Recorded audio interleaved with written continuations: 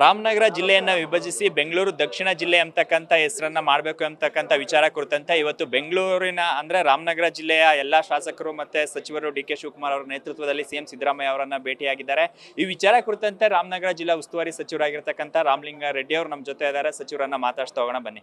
Sir, ಈಗ ಬೆಂಗಳೂರು ಜಿಲ್ಲೆಯನ್ನ ವಿಭಜಿಸಿ ಅಂದ್ರೆ ಪ್ರಮುಖವಾಗಿ ರಾಮನಗರ ಅಂತ ಇದ್ದದನ್ನ ಬೆಂಗಳೂರು ದಕ್ಷಿಣ ಅಂತಕ್ಕಂಥದ್ದನ್ನ ಮಾಡಬೇಕು ಅಂತಕ್ಕಂಥ ಆಗ್ರಹ ಈಗ ಅಲ್ಲಿನ ಶಾಸಕರಿಂದ ಕೇಳಿ ಬರ್ತಾ ಇದೆ. ಈ ಕುರಿತಂತೆ ಸಿಎಂ ರನ್ನು ಕೂಡ ಭೇಟಿಯಾಗಿದ್ದಾರೆ. ಇದು ಎಷ್ಟು ಸಮಂಜಸ ಸರ್? ಹಿಂದೆ ಬೆಂಗಳೂರು ನಗರ ಭಾಳ ದೊಡ್ಡ ಜಿಲ್ಲೆ ಆಗಿತ್ತು. ಆ ಕಾಲಕ್ಕೆ 24 ವಿಧಾನಸಭಾ ಕ್ಷೇತ್ರಗಳಿತ್ತು. ರಾಮಕೃಷ್ಣ ಹೆಗ್ಡೆ ಅವರು ಬೆಂಗಳೂರು ನಗರ ಜಿಲ್ಲೆ ಗ್ರಾಮಾಂತರ ಅಂತ ಎರಡು ಮಾಡಿದ್ರು. ಆಗಲೂ ಬೆಂಗಳೂರು ಅಂತಲೇ ಹೆಸರಿತ್ತು. ಬೆಂಗಳೂರು ಗ್ರಾಮಾಂತರ, ಬೆಂಗಳೂರು ನಗರ ಅಂತಿತ್ತು.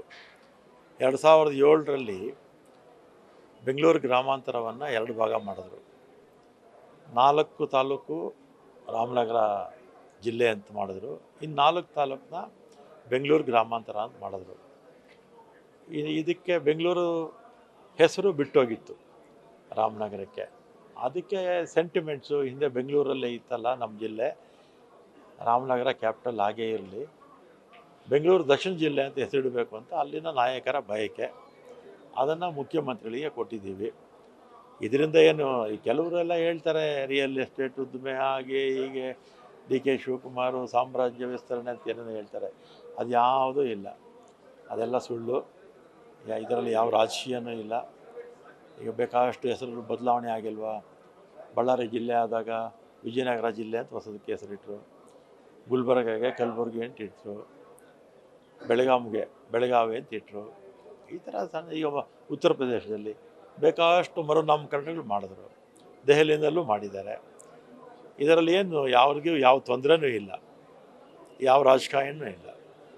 ಸರ್, ಈಗ ಜೊತೆಗೆ ಮೂಲಸೌಕರ್ಯದ ಸಾಕಷ್ಟು ಈಗ ಗೊಂದಲ ಆಗ್ತಾ ಇರ್ತಕ್ಕಂಥದ್ದು. ಈಗ ಇರ್ತಕ್ಕಂಥ ಬೆಂಗಳೂರಿನ ವ್ಯಾಪ್ತಿ ಏನಿದೆ ಇದು ಸಾಕಷ್ಟು ಬೆಳೀತಾ ಇದೆ. ಈಗ ಬೆಂಗಳೂರು ದಕ್ಷಿಣ ಜಿಲ್ಲೆ ಅಂತ ಮಾಡಿದಂಥ ಸಂದರ್ಭದಲ್ಲಿ ಅಲ್ಲಿ ಬೇಕಾದಂಥ ಮೂಲಸೌಕರ್ಯ ವಿಚಾರ, ಈಗ ಕೈಗಾರಿಕೆ ಇರ್ಬೋದು, ವಿದ್ಯುತ್ ಇರ್ಬೋದು, ಮತ್ತೆ ವಸತಿ ಯೋಜನೆ, ಈ ಎಲ್ಲವೂ ಕೂಡ ಅಲ್ಲಿಗೆ ಶಿಫ್ಟ್ ಆಗ್ತಕ್ಕಂಥ ವಿಚಾರದಲ್ಲಿ ಸರ್ಕಾರನೂ ಕೂಡ ಈಗ ಈ ಆತ್ರವನ್ನ ಬೆಂಗಳೂರು ದಕ್ಷಿಣ ಜಿಲ್ಲೆಯನ್ನ ವಿಭಜಿಸ್ತಕ್ಕಂಥ ವಿಚಾರದಲ್ಲಿ ಮೂಲಸೌಕರ್ಯವನ್ನ ಕೊಡ್ತಕ್ಕಂಥದ್ದು ಕೂಡ ಸರ್ಕಾರದ ಆದ್ಯ ಕರ್ತವ್ಯ ಆಗಬೇಕು. ಈ ವಿಚಾರ ಕುರಿತಂತೆ ಏನಾದರೂ ಚರ್ಚೆ ಮಾಡಿದಾರಾ? ಅದರ ಕುರಿತಂತೆ ರೂಪುರೇಷೆ ಬಗ್ಗೆ ಇವತ್ತು ಅದೆಲ್ಲ ಏನು ಚರ್ಚೆ ಆಗಿಲ್ಲ. ಬರೀ ಬೆಂಗಳೂರು ರಾಮನಗರ ಜಿಲ್ಲೆಗೆ ಬೆಂಗಳೂರು ಸೌತ್ ಅಂತ ಇದ್ದ ತಕ್ಷಣ 31 ಜಿಲ್ಲೆನ ನೆಗ್ಲೆಕ್ಟ್ ಮಾಡೋಕ್ಕಾಗಲ್ಲ. ಎಲ್ಲ ಜಿಲ್ಲೆಗಳಲ್ಲಿ ಏನು ಕೆಲಸ ಕಾರ್ಯಗಳಾಗಬೇಕು ಆಗಬೇಕು. ಇದು ಬೆಂಗಳೂರು ಹತ್ತಿರ ಇರೋದರಿಂದ ಬೆಂಗಳೂರು ಗ್ರಾಮಾಂತರ ಮತ್ತು ಬೆಂಗಳೂರು ಸೌತ್ ತಾಲೂಕು ಅಂತ ನಾವೇನು ರಾಮನಗರ ಬದಲಾವಣೆ ಅಂತ ಹೇಳ್ತಾ ಇದೀವಲ್ಲ, ಇಲ್ಲೆಲ್ಲ ಜನ ಜಾಸ್ತಿ ಇರ್ತಾರೆ. ಬೆಂಗಳೂರು ಅಭಿವೃದ್ಧಿ ಆಗ್ತಾ ಇದೆ. ಅದರಲ್ಲಿ ಸ್ವಲ್ಪ ಹೆಚ್ಚು ಒತ್ತು ಕೊಡಬೇಕಾಗುತ್ತೆ. ಈಗ ಕೇವಲ ಹೆಸರು ಬದಲಾವಣೆಯಿಂದ ಏನಾದರೂ ವ್ಯತ್ಯಾಸಗಳಾಗುತ್ತಾ, ಅಥವಾ ಅಭಿವೃದ್ಧಿ ವಿಚಾರ ಕುರಿತಂತನೂ ಕೂಡ ಈಗ ಅಲ್ಲಿನ ಜನಪ್ರತಿನಿಧಿಗಳು ಈಗಾಗಲೇ JDS ಇರ್ಬೋದು ಮತ್ತು BJP ನಾಯಕರನ್ನ ಅವರಿಂದನೂ ಕೂಡ ಅಲ್ಲಿ ಇರ್ತಕ್ಕಂಥ ಬುದ್ಧಿಜೀವಿಗಳು ಇರ್ಬೋದು, ಪ್ರಜ್ಞಾವಂತರು ಇರ್ಬೋದು, ಅವರಿಂದನೂ ಕೂಡ ಅವ್ರಿಗೂ ಕೂಡ ಈ ವಿಚಾರ ತಿಳಿಸ್ಕೊಂಡು ಮುಂದೆ ಯಾವ ರೀತಿ ರೂಪುರೇಷೆ ಇರಬೇಕು ಎಂಬುದರ ಬಗ್ಗೆನೂ ಕೂಡ ಸರ್ಕಾರ ಚಿಂತನೆ ಮಾಡಬೇಕಾಗುತ್ತೆ ಸರ್. ಈಗ ತಕ್ಷಣಕ್ಕೆ ಹೆಸರು ಬದಲಾಯಿಸೋದು ಅಷ್ಟೇ, ಇದು ಸೆಂಟಿಮೆಂಟ್ ಅಷ್ಟೇ. ಆಮೇಲೆ BJP ಅವ್ರ ಕಾಲದಲ್ಲಿ ಬೇಕಾದಷ್ಟು ಹೆಸರುಗಳನ್ನ ಅವರು ಕೂಡ ಬದಲಾಯಿಸಿದ್ದಾರೆ. ಉತ್ತರ ಪ್ರದೇಶದಲ್ಲಿ ಬದಲಾಯಿಸಿದಾರ ಇಲ್ವಾ? ಅಲ್ಲೂ ಬೇಕಾದಷ್ಟು ಬದಲಾಯಿಸಿದ್ದಾರೆ.